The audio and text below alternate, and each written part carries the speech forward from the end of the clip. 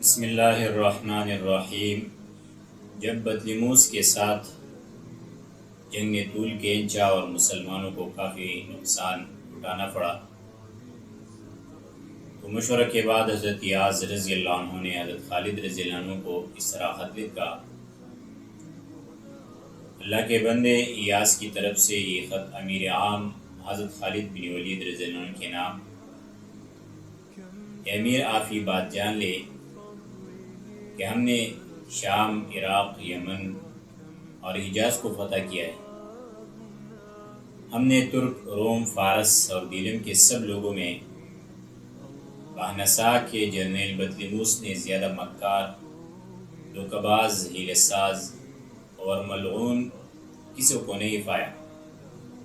یہ شہر گھوڑوں سے بھرپور ہے اور لوگوں کی کثرت کی وجہ سے محفوظ ہے۔ کئی بار ان لوگوں نے ہم سے دھوکہ کر کے ہمارے کئی آدمیوں کو شہید کیا۔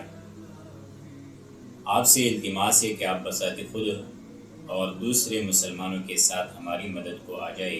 السلام۔ جب حضرت خالد رضی اللہ عنہ کو خط پہنچا، اس نے خط پڑھا تو لا حول ولا قوت الا باللہ پڑھ کر اہل شورا سے مشورہ کیا اور خط کا جواب دیا: ان الامیر خالد خادم علیک برجالہ و ای رجال والسلام۔ امیر خالد آپ کے پاس اپنے جوانوں کے ساتھ پہنچنے والے ہیں۔ واہ واہ، ان جوانوں کا کیا کہنا۔ اس کے بعد خالد رضی اللہ عنہ زبیر بن عوام رضی اللہ عنہ کو بلا کر 300 سپاہی اس کی کمان میں دے کر روانہ کیا اور فرمایا کہ جب تم قلعہ باہنسا کے قریب پہنچ جاؤ تو نعرے تکبیر و تحلیل بلند کرو۔ اس کے بعد اپنے حضرت مقداد بن اسود رضی اللہ عنہ اور حضرت زرار بن عزور رضی اللہ عنہ کو 200 سپاہی دے کر روانہ کر دیا۔ اس کے بعد آپ نے عبداللہ بن عمر اور عبد الرحمن بن بکر صدیق رضی اللہ عنہما کو 200 شاہ سوار دے کر رخصت کیا۔ اس کے بعد آپ نے حضور صلی اللہ علیہ وسلم کے ماموں حضرت سعید بن زید اور عقبہ بن عمار رضی اللہ عنہما کو 200 کا لشکر دے کر بھیج دیا۔ ان سب کو حضرت خالد رضی اللہ عنہ نے فرمایا کہ ایک دوسرے کے نقش قدم پر برابر بڑھتے چلو۔ اس کے بعد صبح کے وقت حضرت خالد رضی اللہ عنہ انصار و مہاجرین کے باقی ماندہ صحابہ کو لے کر خود باہنسا کی طرف چل پڑے۔ زبیر رضی اللہ عنہ نے جب باہنسا قلعہ کو دیکھا تو یہ اشعار پڑھے: ہم تمہارے پاس ایسے عمدہ گھوڑوں پر سوار ہو کر آئے ہیں جو میدانی جنگ میں ہوا کی مانند ہے۔ ہم گندمگو نیزوں اور تیزدار تلواروں کے ساتھ تمہارے حامیوں کو گھوم گھوم کر ذلیل کر دیں گے۔ ہم اسلام کے خلاف ہر منافق، باغی اور ہر ملعون کو قتل کر دیں گے۔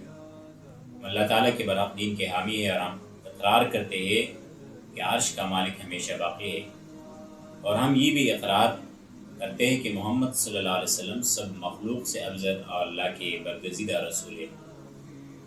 اس کے بعد حضرت عبد الرحمن بن ابوبکر اور ابن عمر اپنے لشکر کے ساتھ نمودار ہوئے۔ دونوں نے اچھے اشعار پڑھے۔ لشکر اسلام کے یہ جیالے یکے بعد دیگرے عظمت و وقار کے ساتھ آتے رہے۔ زرار بن عزور رضی اللہ عنہ نے ایاز رضی اللہ عنہ سے کہا کہ دشمن کافی رہا ہے اور تم باہر مشقت میں پڑے ہو، یہ کہ بیٹھنا ہے۔ یہ کہہ کر آپ نے قلعہ پر حلہ بول دیا اور یہ رجز پڑا: میں ہر تیزدار چمکدار تلوار سے عجمی کافروں کو ماروں گا اور بڑے دروازے کو آگ لگا کر عظیم مصیبت کفار پر ڈال دوں گا۔ ان کے قلعے کو ویران کر دوں گا اور ان کا کوئی مددگار کوئی باقی نہیں چھوڑوں گا۔ تیزدار تلوار اور لمبے نیزہ سے میں ان قریب ان کے ہر سرکش کو قتل کر دوں گا۔ زرار رضی اللہ عنہ ترنم کے ساتھ یہ اشعار پڑھ رہے تھے اور تیروں کی بارش ہو رہی تھی۔ شدید معرکہ جاری تھا کہ ملعون بطلیموس اپنے خاص فوج کے لے کر باب الجبل کا گیٹ کھول کر آگے بڑھ رہا تھا اور قلعہ کے برجوں سے مسلمانوں پر لاخن وغیرہ سے پتھر برسائے جا رہے تھے۔ عظیم معرکہ برپا ہو گیا اور مسلمانوں کو فتح چلا تو چیخ کر اس طرف آ گئی۔ لشکر کفار سے ایک بڑا جرنیل میدان میں آ کر مقابل کا خواہاں ہوا۔ حضرت مغیرہ بن شعبہ رضی میدان میں آئے تو جرنیل نے ان پر حملہ کر دی۔ سخت جنگ شروع ہو گئی۔ جرنیل کو حضرت مغیرہ رضی اللہ عنہ نے تلوار ماری تو آپ کے ہاتھ سے تلوار گری۔ اوپر کے سرغنہ نے حضرت مغیرہ پر وار کرنا چاہا کہ اتنے میں صفوں کو چیرتے ہوئے عبد الرحمن بن ابوبکر صدیق آگے آئے اور حضرت مغیرہ کو تلوار دی۔ آپ نے جرنیل پر تلوار کا وار کیا لیکن اس نے وار خالی دیا۔ اب دونوں کی کشتی شروع ہو گئی۔ حضرت مغیرہ نے ان لوگوں کو گرانے کی بڑی کوشش کی لیکن وہ دفاع کرتا رہا۔ اتنے میں الزرار رضی اللہ پیدل ہو کر آئے اور جرنیل پر تلوار کا وار کیا۔ اس کی ناک کٹ گئی لیکن اس نے حضرت مغیرہ رضی اللہ عنہ کو پکڑتے ہوئے زمین پر گرا دیا۔ اس وقت رومیوں نے حضرت مغیرہ اور حضرت زرار دونوں پر حملہ بول دیا اور دونوں کو نرغے میں لے لیا۔ قریب تھا کہ دونوں شہید ہو جاتے کہ اتنے میں صفوں کو چیرتے ہوئے 3 آدمی آئے۔ ایک عبداللہ بن عمر تھے، دوسرے مقداد بن اسود تھے اور تیسرے عبد الرحمن بن ابوبکر صدیق رضی اللہ عنہ تھے۔ انہوں نے آ کر رومیوں کو منتشر کر دیا، کچھ قتل کر دیا اور دونوں مسلمانوں کو بچا لیا۔ زرار رضی اللہ عنہ نے اپنے مقابل جرنیل کو قتل کیا اور واپس آ گئی۔ ادھر بادشاہ بطلیموس دائیں بائیں خوب لڑ رہا تھا اور پھر میدان میں مقابل کا خواہاں ہوا۔ حضرت مقداد رضی اللہ عنہ مقابلے کے لیے نکل آئے، دونوں کی تلواریں ٹکرائی، نیزہ بازی ہوئی۔ حضرت مقداد رضی اللہ عنہ فرماتے کہ میں نے جاہلیت اور اسلام میں بہت جنگیں لڑی ہیں لیکن میں نے بطلیموس خبیث کی طرح کوئی مکار بہادر نہیں دیکھا۔ لڑتے لڑتے گھوڑے تک گئے تو اس نے مجھے کہا کہ تیرا گھوڑا 3 پاؤں پر کھڑا ہے۔